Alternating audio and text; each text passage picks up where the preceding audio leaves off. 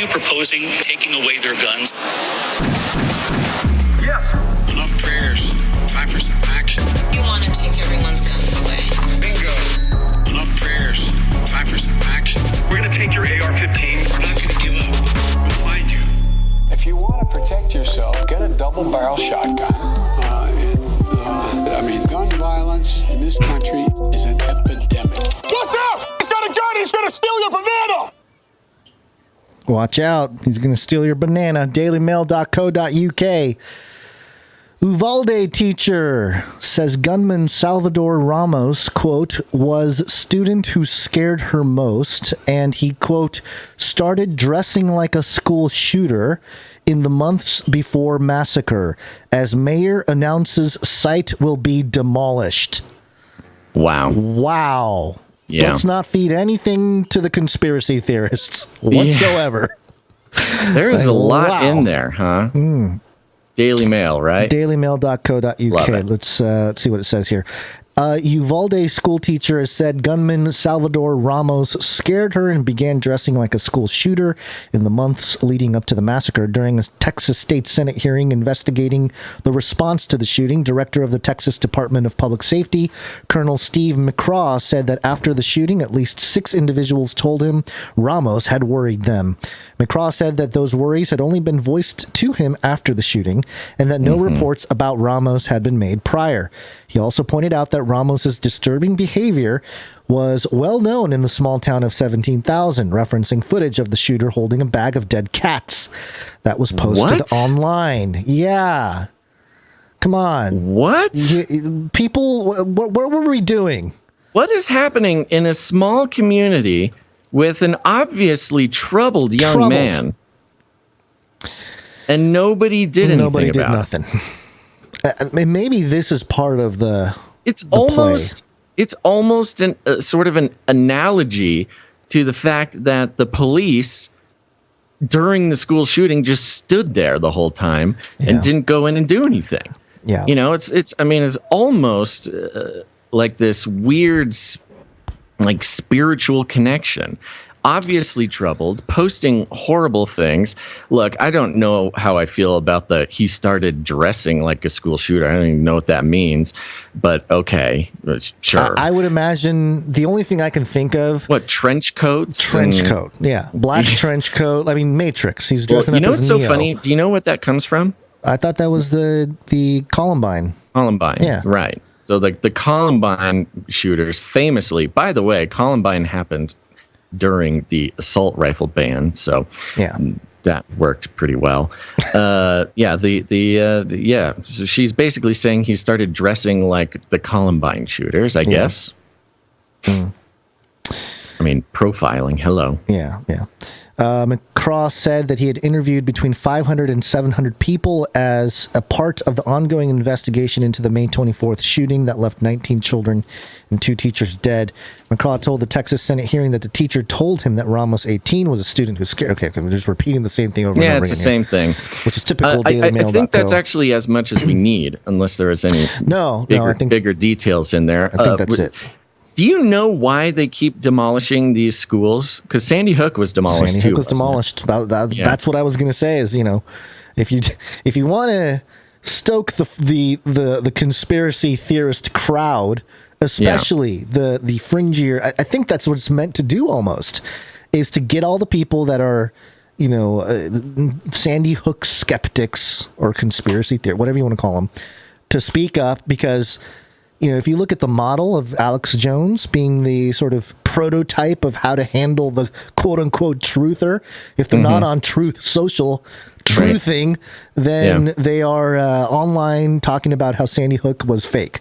So, well, I find it really interesting because the idea of demolishing it isn't completely crazy to me. Yeah, but it is crazy because why would you? You would do it because it it basically becomes useless to everybody. Right. I mean, everybody walking into that building, just forever is going to be associated with this event, and there's going to never emotionally be, traumatic event to anybody who ever walks. I mean, but that's like a spiritual thing. It's 100% spiritual. Yeah, like it's very much not a pragmatic thing to do. No. And you think of the government doing it, or I mean, I'm assuming it's the local government doing it.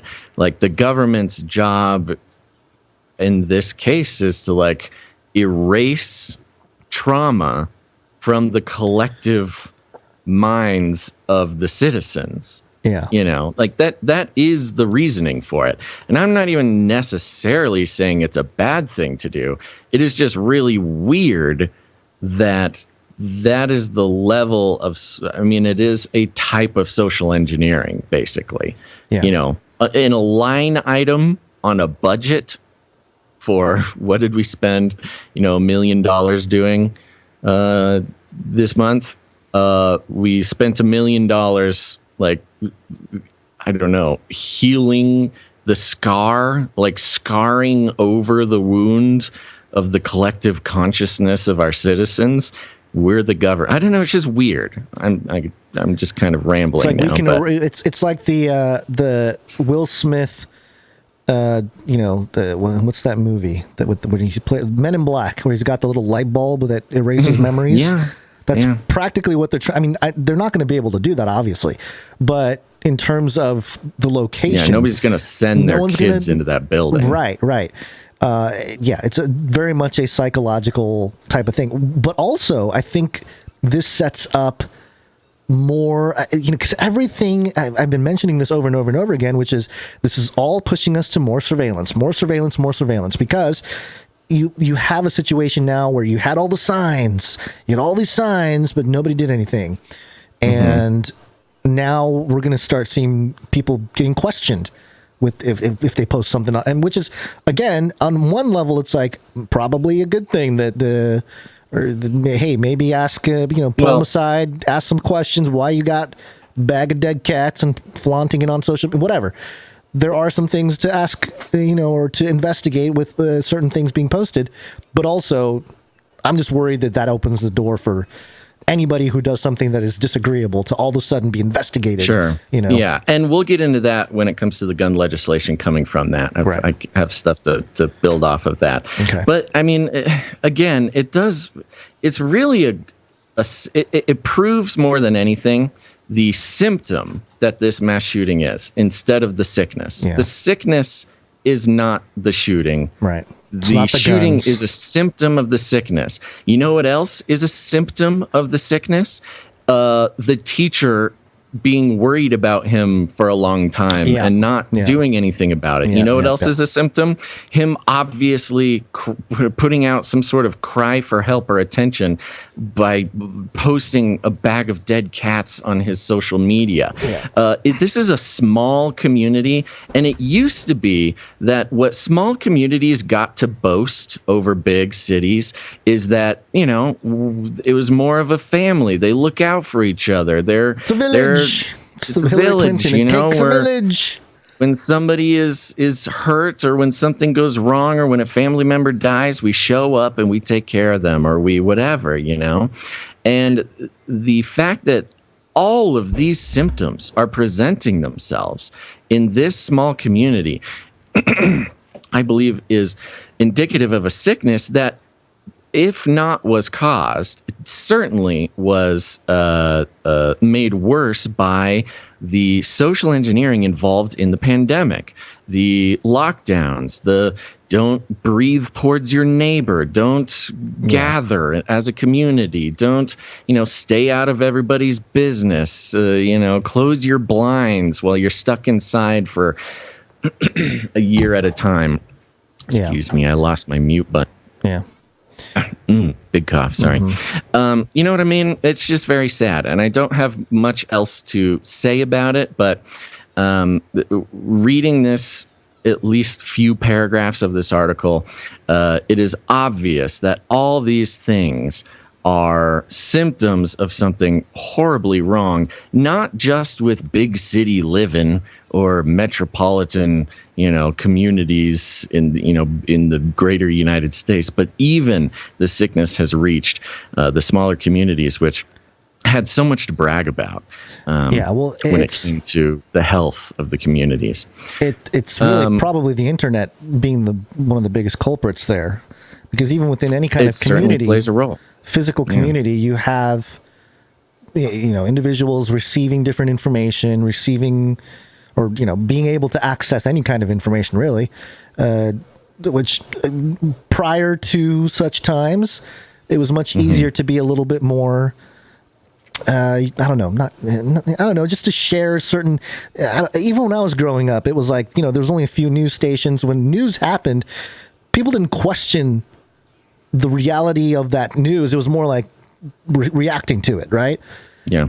And so now it's kind of like information just comes from everywhere or anywhere, and it undermines local community. So, and yet, on this list of, this Daily Mail article is basically a list of everybody who knew something was wrong with this kid, and nobody did a single thing about it. That's why I think this is setting up for something worse.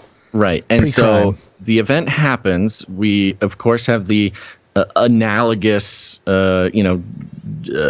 police sitting there not doing anything, waiting for 70 minutes, I think it's up to now, while he was stuck inside. Turns out the door to the classroom probably wasn't even locked, and they made a big hullabaloo about how they couldn't find the keys. Turns out they probably didn't even try to open the door to the classroom.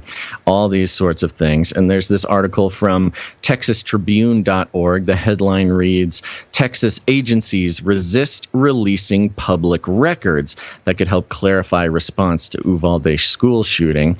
Long story short, all of these law enforcement agencies and politicians and government agencies are refusing. They're just done. They're just like, no, we're done with all this. We're not going to do anything. It reads like this. In the past week, Texas Governor Greg Abbott has joined the growing list of state and local officials fighting the release of records that could help bring clarity to how the emergency response unfolded during last month's deadly shooting in Uvalde.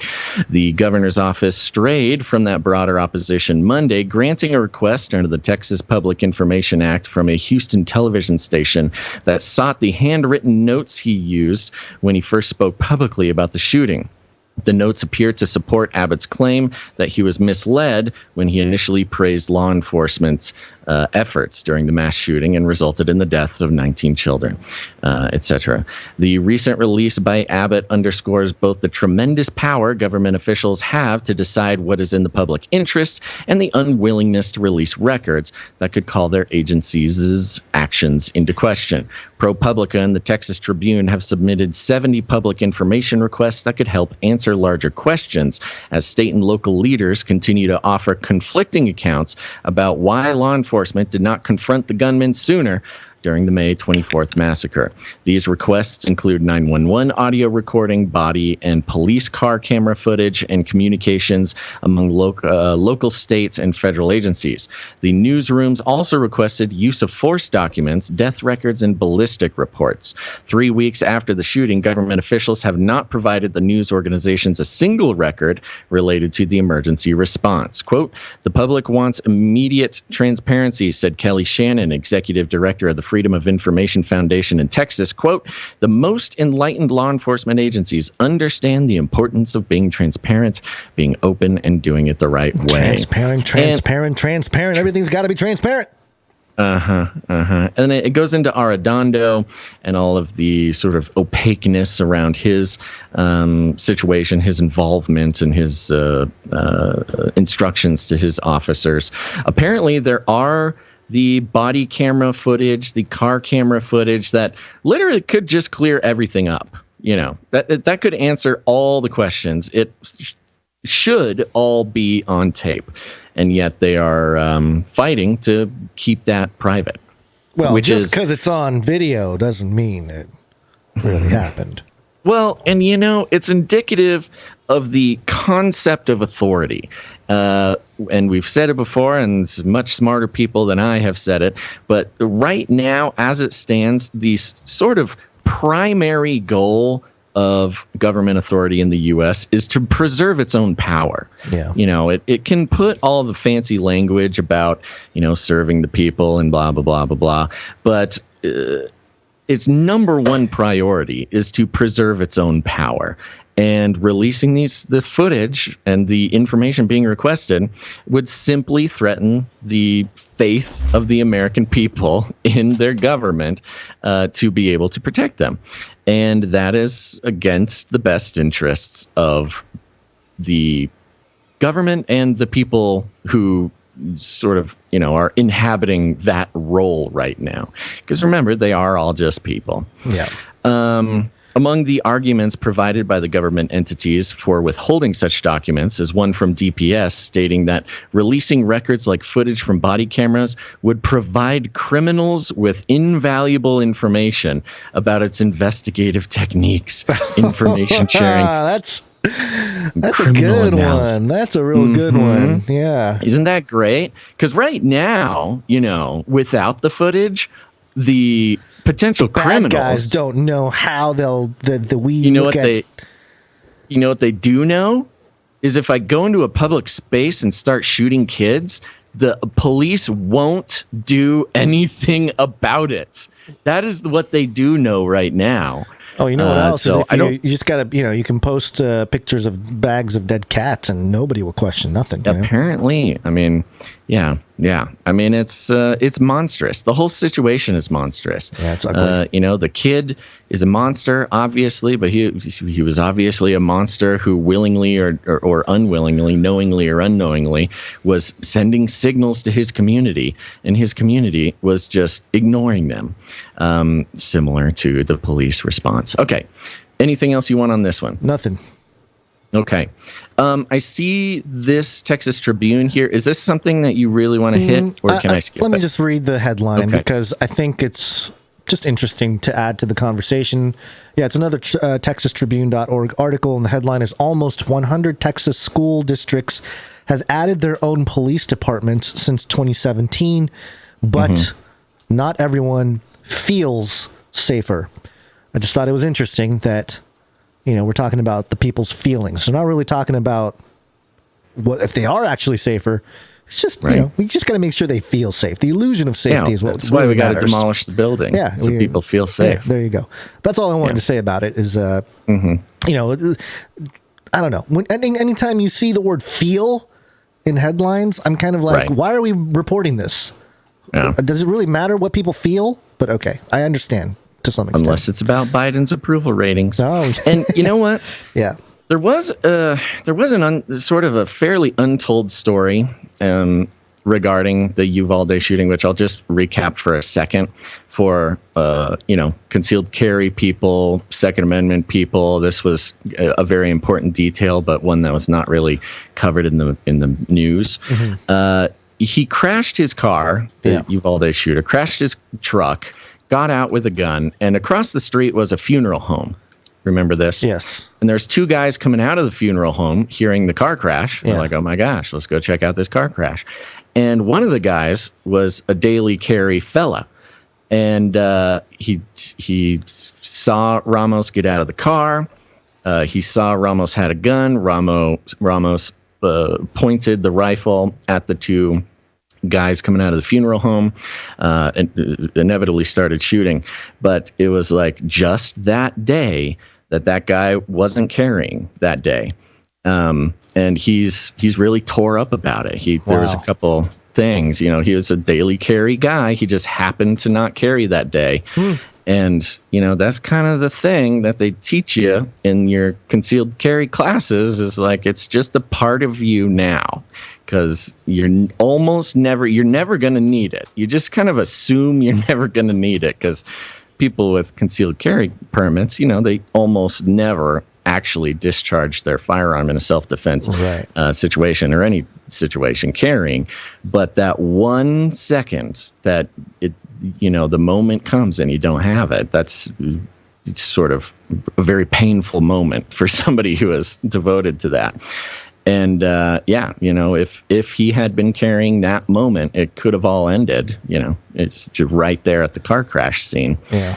He did call his wife and told his wife to bring the gun down and something, stuff like that. But by then it was too late. Yeah. I just thought it was a really interesting story for Second Amendment concealed carry people. Okay. Big news. Yahoo.com.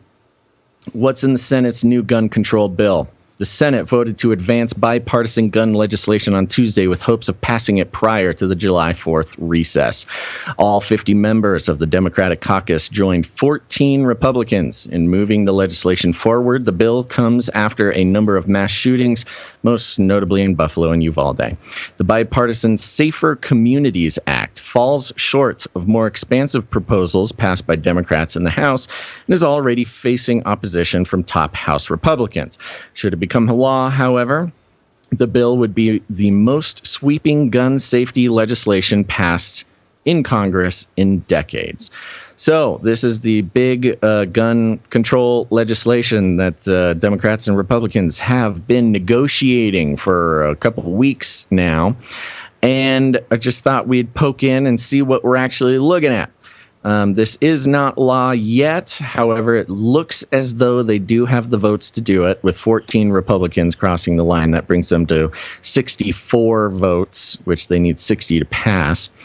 There's a couple of details. Now, a lot of the headlines in regards to this is a quote basically saying, it's pretty lame. It doesn't really do almost anything. Does it take away people's guns? That's what we want to know. Does it take away the guns? Good question. Let's find out.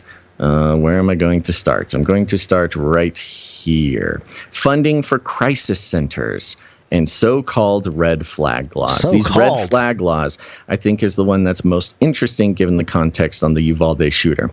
Under the legislation, $750 million would be allotted over the next 5 years to help states implement red flag laws, which allow authorities to temporarily confiscate guns from individuals deemed a threat to themselves or others. Similar laws already exist in 19 states and the District of Columbia. Not working. Who has the highest homicide rate. The legislation allows for the implementation of these programs through mental health, drug, and veterans courts. Republicans involved in the negotiations push to make sure no one is flagged without, quote, the right to an in-person hearing, an unbiased adjudicator, the right to know opposing evidence, the right to present evidence, and the right to confront adverse witnesses, as well as a right to bring counsel to the hearing. Quote, under this bill, every state will be able to use significant new federal dollars to be able to expand their programs to try to stop dangerous people contemplating mass murder or suicide, from being able to have access to weapons that allow them to perpetrate that crime, Murphy said in a floor speech. So this is the first one, which is, it's just making less than $1 billion available, $750 million available over the next 5 years for states who want it to put in, to help them create and enforce red flag laws. This is really not that impressive. A lot of states already have versions of red flag laws, and this does not require any new states to create red flag laws. It's simply creating, it's trying to take away the financial friction that might be used by people.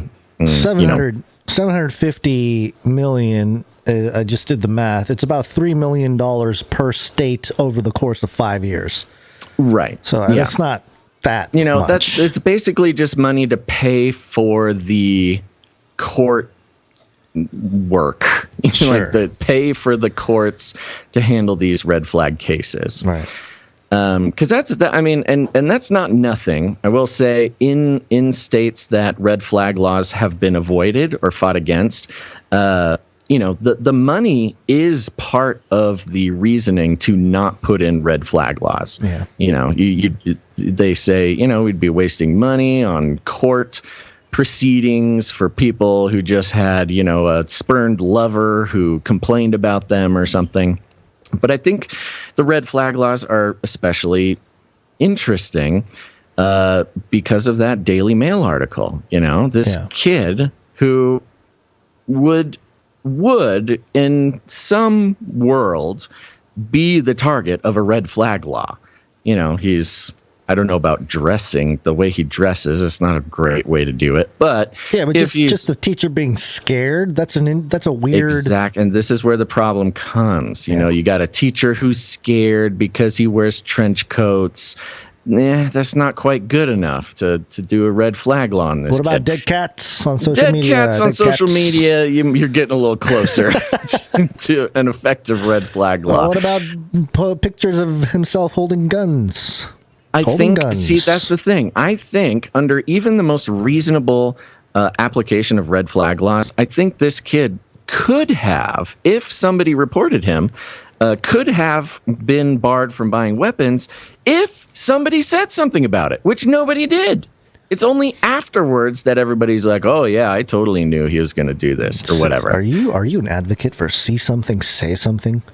Snitches get stitches, bro. I'm advocating for communities to do something when members of their communities are obviously crying out for help. You're telling you want to snitch people, troubled people to the government is what you want to do. Look, red flag laws are problematic. They're very problematic for a lot of reasons. And that's why the Republicans insisted on the things they insisted which is barriers. Which is not red flag law. An ex-girlfriend calls the police station, cops show up and take your guns. Right. You have an in-person hearing. It's have a judge. It's not an event kind of thing. You get to know what the evidence is. You can present your own evidence, and et cetera. You can have a lawyer. These types of things. Right. Which is, look, I get a lot of the pro Second Amendment emails from these organizations that are man, are they aggressive in their fundraising. I'll tell you that much. And it's really unfortunate that a lot of them are just as bad as the mainstream media. I mean, I got about, I don't know, close to a half a dozen emails after this decision was made of like, they're doing it. They're going to make it so somebody sees you on social media and doesn't like your trench coat, and the jackbooted thugs will kick down your door and take your guns. And it's like, that is very scary. And, if I didn't actually sit there and read the 80-page legislation, which you can download on this Yahoo News site, by the way, you can get the whole bill, and it's only 80 pages. 80 pages sounds long, but for legislation, that is an extremely short read. Build Back Better was what, like 6,000 pages or something? 7,000? 7,000? Yeah, this is nothing. I see some people in the chat are also on some of these mailing lists that I'm on. Okay, so that's one of them. Is now again, they're not telling states they have to make red flag laws. They're simply making some money, a relatively small amount of money, available if states want to do red flag laws. Okay. Next up is something called the boyfriend loophole. It gets a little complicated. I'll just summarize it. Basically, if you are married or you live together, or you're a, what are they called? Civil partnership or cohabitating partners or co-parents or something, and there's a domestic violence charge on one of you, then you're not allowed to purchase a weapon. Domestic violence in a legally binding, relationship automatically bars you from purchasing a gun. There's this thing called a boyfriend loophole, which means if you don't live with your person and you have a domestic violence charge, you still can go buy a gun. I think it's problematic that it's called the boyfriend loophole, but they are closing that loophole. So pretty much any domestic violence charge will bar you from having the right to purchase a firearm. However, Republicans did negotiate a 5-year limit to that. So you don't have it taken away forever, but you lose the ability for 5 years if you are convicted of domestic violence, even if you don't live with the person, etc. So that's just kind of an upgrade to something that's, I don't know, I find difficult to argue too much about. You shouldn't be domestic violencing people. Don't do that. Then there's the extended background checks. Extended background checks for buyers who are 21 years of age or under.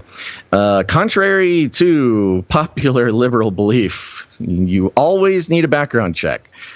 Even at gun shows. This gun show loophole only applies in just an extremely small amount of states. It's like it's like, I think there's a few states are you able to get a gun at a gun show without a background check. However, this has nothing to do with that.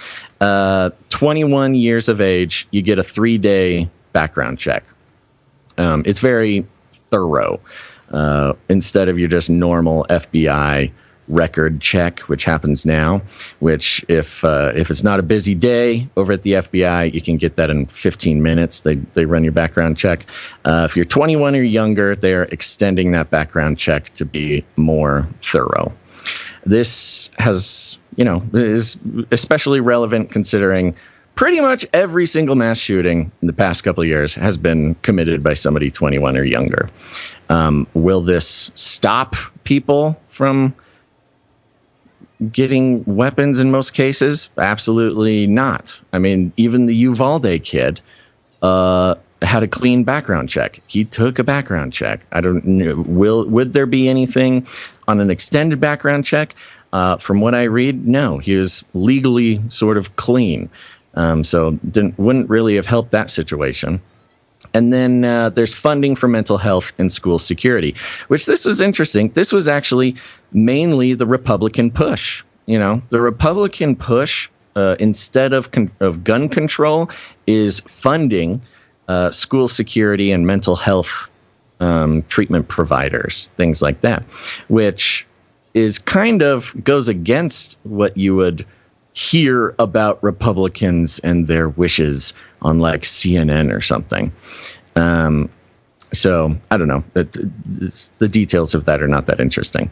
But it does provide hundreds of millions of dollars for mental health care, something called the Stop School Violence Act for security in schools, et cetera, et cetera.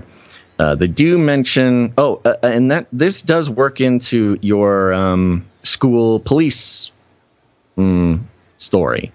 After the 1998 shooting at Columbine High School in Colorado, Ocasio-Cortez said, this is something she said, quote, "We hired thousands of police officers into schools, and while it didn't prevent many of the mass shootings that we've seen now, it has increased the criminalization of teens in communities like mine." So you can see how the Democrats are actually school security. And that's where the Republicans get some flack for that. And then there's just a little bit in licensing of gun dealers and things like that. The NRA notably came out and said, we do not support this. It's useless. Pretty much everything in here is virtue signaling. And they just kind of want to be able to say that it is the most sweeping gun control legislation in 30 years since 1994. And it is. It certainly is. But it is also fairly impotent as far as the actual, causes of school shootings. So it's a bit of a win-win. However, Second Amendment people, the old slippery slope, aspect of this, it will never be acceptable to sort of Second Amendment purists, which is understandable, but also many of the parts of this bill are basically useless. Well, I'm glad that we spent 20 minutes on this useless information You about can't the Senate's say new gun that control. about every single segment that I do, Gonzo. I'm just This is kidding. how the show goes, okay? I am just repeating a lot what of you good said, info in here which for was people who are the Senate bill is wondering. pointless. I'm just highlighting the fact that you concluded with it's pointless. Well, people need to know. Well, it's not pointless. No, I know. I know. But it's people are very worried about this. You think- might not get the emails, Gons, from the Yeah, Gun maybe- Alliance or whatever. Maybe that's but what I need to do is to get all those fear-driven emails to give more money to these organizations. Here's what I think. If people are getting those emails and they are not reading into the bill, and perhaps this breakdown of what's in the bill will make somebody not send $100 to some weird gun alliance who's going to use that money for God knows what. The way I see this in terms of gun control, and they're making a big deal about this bill, but really, as you said, there's not a whole lot in there. There's not a whole lot of movement. There's not a whole lot of progress. It's more kind of like slow and steady. I see the gun control issue as a whole as sort of a I don't know if there's a saying or an adage that's official or a phrase or something that goes with this, but that whole notion of it's kind of like a martial arts thing where you're trying to like break a piece of wood or you're trying to like break a rock or something. You don't do it all at once. You do it, you hit it constantly for maybe years and then eventually it breaks, right? It's that sort of like continued pressure. And that's what I feel like the whole gun control thing, they're not going to be able to do it in one fell swoop. But just kind of keep pounding at the door, slowly but surely, making some little progress here and there. This is already kind of in place. And making it, a federal requirement or whatever, like little things here and there. But eventually, the other thing that's racing towards us is the complete takeover of all this, not just guns, but any kind of weaponry to machines and robots and stuff. That's all coming down the pike too. So we're in this sort of race between the robots taking all our weapons and the government issuing some kind of legislation that will do that as well. Either way, I don't think it's good. I think we have to continue to push for the right to own our weapons and protect ourselves and things like that, obviously. Have I got a newsletter for you to sign up to? I had a neighbor who had lots of guns. He's been on the show, by the way. Yeah. Yeah. Are you? Cool. Are you? Story. That's the best California story I have ever heard. Well, I have a lot of friends with a lot of guns, but it's one of those things where technically I do own a firearm now that my father-in-law passed away. So that's something that I'm working on, getting it all cleaned up and taking it to the range. Coming out to the compound, buddy. Yep. And we're just worried that good old father-in-law, didn't really do much to take care of the firearms for the last decade or so. So we got to make sure that's part of the fun. That's part of the initiation of a gun owner. You got to learn how to clean them, how to take them all apart. Right. You'll take it apart. You'll put it back together and find you have extra pieces for some reason. And you need to go back in there, figure out how to do it. Yeah, that's the whole fun part of it. You're going to have a lot of fun. Great. Looking forward to it.